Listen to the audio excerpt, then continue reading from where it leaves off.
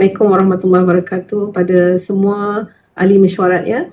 Jadi saya berada di sini basically untuk memberi sedikit input lah tentang prosedur IVF untuk pemahaman ahli-ahli mesyuarat yang mungkin bukan daripada kalangan bahagian perubatan lah. Next slide please. Jadi untuk makluman, kita lebih kurang 15% daripada pasangan yang telah berkahwin akan mengalami kesukaran untuk hamil. Dan pelbagai faktor menyumbang kepada masalah ketidaksuburan ini, sama ada pada pihak lelaki ataupun pihak wanita itu sendiri. Seperti misalnya seorang wanita itu mungkin mengalami masalah tidak ada ovulasi ataupun anovulation, masalah tube yang tersumbat, masalah endometriosis, ya, masalah sperma pada pasangan lelaki dan juga masalah pada umur wanita yang meningkat, ya. Dan pelbagai rawatan boleh dilakukan untuk mengatasi masalah ketidaksuburan ini, daripada yang simple seperti modifikasi tingkah laku ya kepada kaedah-kaedah yang lebih kompleks seperti IVF itu sendiri. Dan kalau kita boleh ambil perhatian kepada graf di bawah, kita dapati bahawa kesuburan seorang wanita itu berkait rapat dengan umur wanita itu, di mana pada seorang wanita peak kesuburannya berada di bawah umur 35 tahun dan selepas berumur 35 tahun kesuburannya menurun sehingga apabila dia menghampiri usia lebih pada 40 tahun, kadar kesuburannya hanya lebih kurang 5 ke 10% sahaja peluang untuk berjaya hamil. Jadi next slide. Dan kalau kita lihat antara faktor yang menyebabkan seseorang wanita itu menjalani prosedur egg donation ataupun embryo donation, walaupun secara keseluruhan kaedah ini adalah sangat minoriti daripada IVF yang dijalankan, hanya lebih kurang daripada 5%. Tapi antara faktor-faktor yang menyebabkan seorang itu mengambil kaedah egg donation ataupun embryo donation ini adalah kemungkinan besar disebabkan simpanan telur yang sangat-sangat rendah ataupun umur wanita yang telah berusia, yang mana kalau kita lihat kadar kejayaan IVF itu makin kurang, ataupun dia telah beberapa kali menjalani prosedur IVF tapi tidak berjaya. Dan juga sebahagian lagi disumbangkan oleh faktor-faktor yang minoriti lah seperti kanser, genetic anomalies dan sebagainya. Dan kalau kita lihat dalam graf di bawah itu, kadar kejayaan IVF juga berkait rapat dengan umur pasangan wanita, di mana kadar kejayaan IVF sangat tinggi pada usia wanita di bawah 35 tahun tetapi semakin menurun apabila wanita itu telah berusia. Walau bagaimanapun dengan menggunakan kaedah egg donation ataupun embryo donation, di mana secara umumnya mereka yang memberi pendermaan ini adalah berusia muda, bawah 30 tahun. Jadi kadar kejayaan IVF menggunakan egg donation itu adalah sangat tinggi. Jadi asas ini mungkin digunakan sebagai satu sebab ya untuk mereka yang ingin menggunakan kaedah egg donation ini. Next one. Dan saya mungkin boleh untuk pengetahuan ahli mesyuarat yang lain bagaimana prosedur egg donation ini dilakukan. Dalam IVF, kita boleh merangsang seseorang wanita itu untuk mengeluarkan banyak telur. Dalam kitaran haid yang biasa, seorang wanita hanya mengeluarkan satu telur. Tetapi dalam IVF, jumlah optimum yang kita perlukan adalah sekitar 15 ke 20 biji telur. Dan ini boleh dilakukan dengan cara wanita itu menyuntik, ya, maknanya dia mengambil suntikan setiap hari untuk merangsang pengeluaran telur. Lebih kurang 10 ke 15 hari dia mengambil suntikan. Apabila sel-sel folikel itu telah matang, maka dia akan menjalani satu pembedahan di mana dia akan diberi bius, ya, dan akan berlaku prosedur yang kita panggil sebagai egg collection, ya, di mana dia akan dibuat di bilik bedah. Dan seterusnya dalam proses egg donation, apabila telur itu telah dikutip, maka dia akan disenyawakan dengan intended father ataupun suami kepada pasangan yang ingin menerima telur itu, ya. Dan seterusnya apabila telah disenyawakan, dia akan menjadi embrio ataupun baby peringkat awal. Dan seterusnya embrio ini akan dimasukkan ke dalam rahim intended mother, ya. Jadi kalau kita lihat dalam egg donation, dari segi genetiknya anak itu dia tidak mempunyai genetik daripada ibu itu sendiri, tetapi genetiknya adalah genetik daripada egg donor. Dan satu lagi konsep yang digunakan juga adalah egg sharing, di mana dua orang wanita kedua-duanya ingin menjalani prosedur IVF, tetapi mungkin seorang itu mempunyai kualiti telur yang sangat buruk, jadi dia memerlukan donor ataupun pendermaan Sementara seorang lagi wanita yang akan menjalani prosedur IVF, dia boleh menghasilkan telur yang banyak. Dan apa yang terjadi adalah wanita yang menghasilkan telur yang banyak ini memberi sebahagian telurnya kepada donor, kepada wanita yang perlukan telur itu, dan akhirnya apa faedah yang donor egg dapat adalah mungkin dia boleh menjalani prosedur IVF dan juga dia mendapat harga yang kurang terhadap proses IVF yang dia jalani. Jadi ini egg donation dan juga egg sharing ya. Next slide. Sementara next one ya. Sementara bagi sperm donor pula, biasanya digunakan dalam kes-kes di mana seorang lelaki itu tidak mempunyai masalah dari segi kualiti dan juga kuantiti spermanya. Mungkin sama ada kuantiti dia sangat sedikit ataupun tidak ada sperma langsung. Maka dalam kes ini telur itu akan disenyawakan dengan sperma dermaan dan akhirnya dia akan dikembangkan, seterusnya dimasukkan ke dalam rahim wanita tersebut. Jadi anak yang dikandung itu tidak mempunyai genetik daripada pasangan lelaki itu, tetapi genetik itu adalah pasangan penderma. Seterusnya, dalam embryo donation pula, apa yang terjadi adalah apabila seorang wanita itu telah menjalani prosedur IVF, biasanya kebiasaannya kita menghasilkan lebih daripada satu embryo ya. Dan sebahagian daripada embryo yang berkualiti ini akan disimpan. So dalam usual scenario dia, apa yang terjadi apabila sebahagian daripada embryo ini telah ditransfer ataupun dimasukkan ke dalam rahim wanita yang menjalani prosedur IVF, lebihan ini akan disimpan dan lebihan ini boleh digunakan seandainya wanita itu ingin hamil dalam masa akan datang. Ataupun jika jumlah keluarganya telah cukup, jumlah anak-anak telah cukup, maka dia akan dispose ataupun dibuang ya, ataupun akan didermakan untuk research. Tetapi dalam embryo donation, sebahagian daripada embryo yang berkualiti ini akan didermakan kepada pasangan lain dan the child ataupun anak yang dilahirkan ini tidak mempunyai sebarang genetic tie dengan pasangan ibu dan ayahnya. Bahkan dia adalah sebenarnya dari segi genetik itu dia adalah genetik daripada induk yang lain.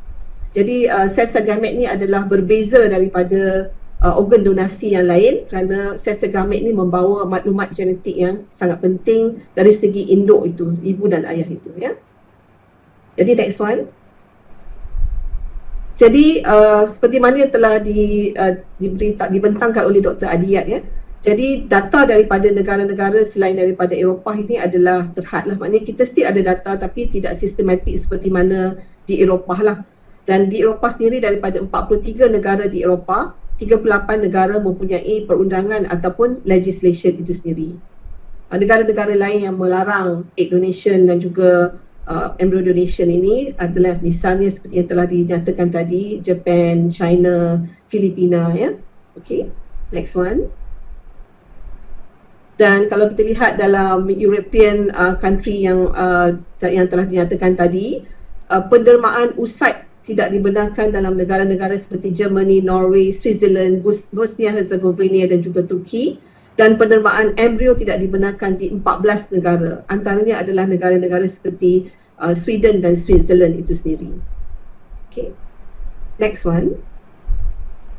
Dan sebagai kalau kita lihat Malaysia, kita adalah unik sebagai negara yang berbilang kaum dan berpegang kepada agama dan moral sesuai dengan prinsip rukun negara yang kita pegang.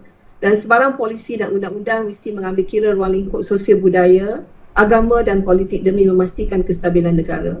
Dan isu pendermaan gamet dan embrio ini bukan satu isu yang kecil, walaupun sebenarnya kes-kes ini adalah kes-kes yang minoriti kerana ia melibatkan pelbagai aspek yang melibatkan etika dan perundangan ya. Dan hanya minoriti daripada pesakit IVF yang memerlukan pendermaan gamet dan embrio. Dan buat masa ini semua pusat-pusat ART di KKM sebanyak 4 buah pusat, LPPKN dan juga universiti, hospital-hospital universiti seperti PPUKM dan PPUM yang beroperasi tidak menjalankan sama sekali pendermaan gamet atau embrio, manakala semua kes yang melibatkan pendermaan ini dijalankan di hospital swasta. Next one.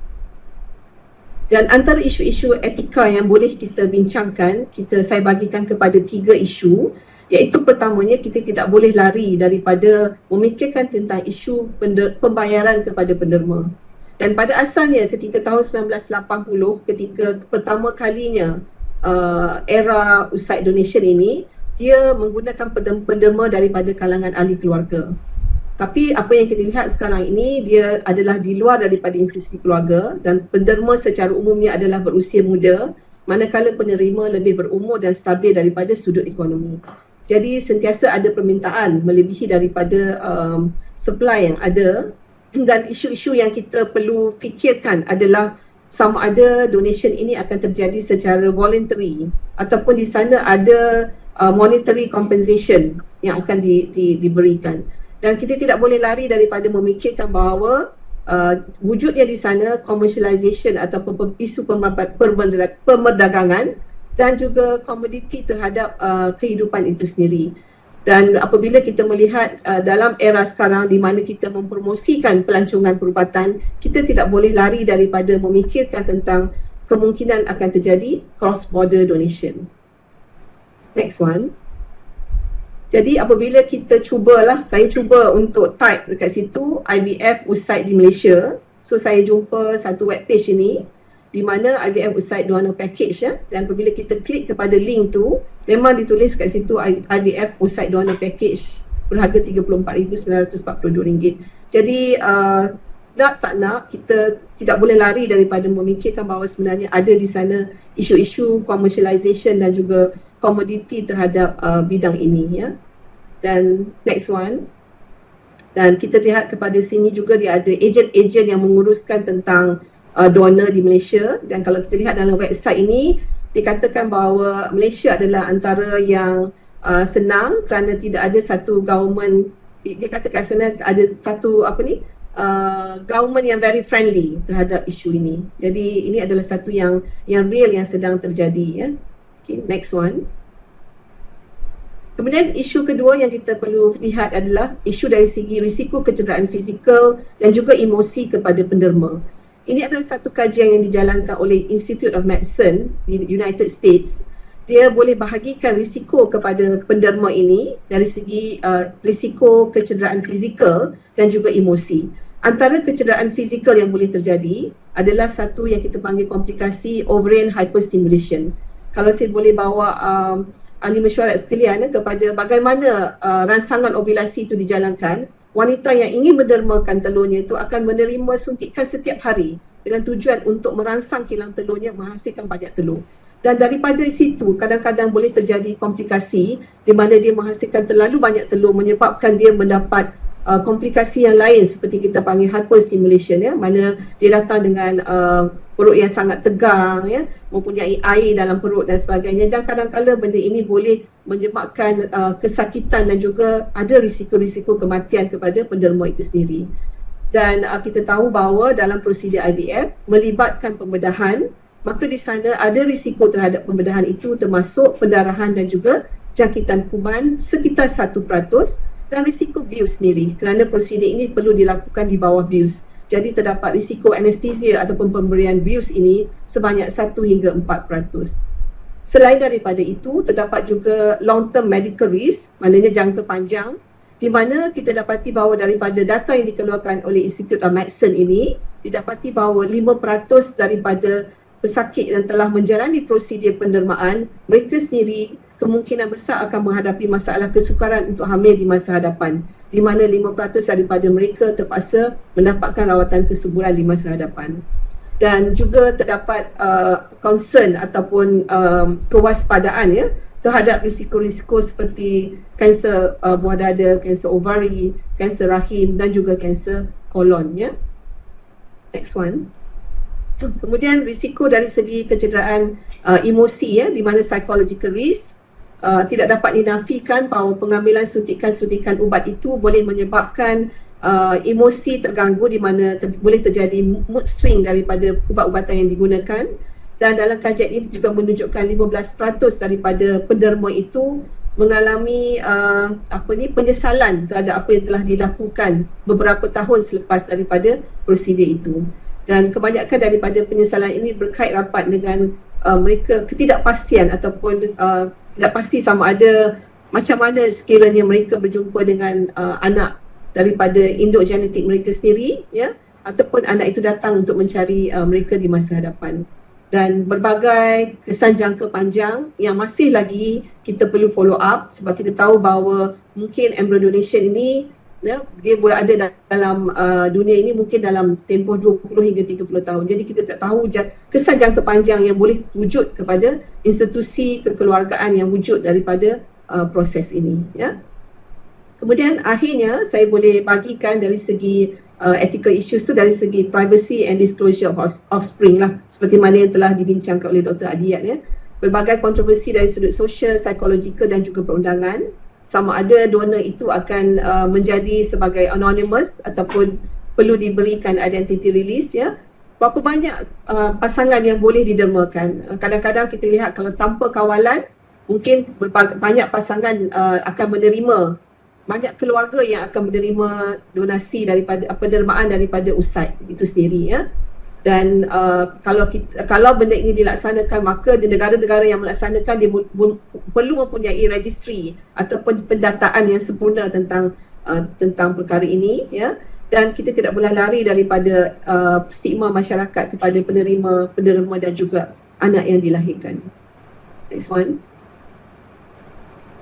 Jadi di negara-negara yang mempunyai perundangan ataupun legislation tentang isu ini, mereka tidak menjalankan isu pendermaan ini secara sembrono, ya, tetapi mendapat berbagai garis panduan.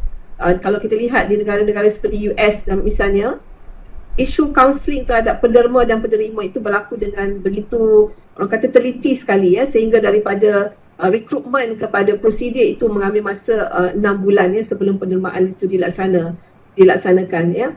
Dan isu-isu etika ini terus mendapat perhatian khususnya dalam ruang lingkup pembayaran kepada penderma, susulan penderma dalam aspek kesihatan fizikal dan emosi dan juga anak-anak dermaan.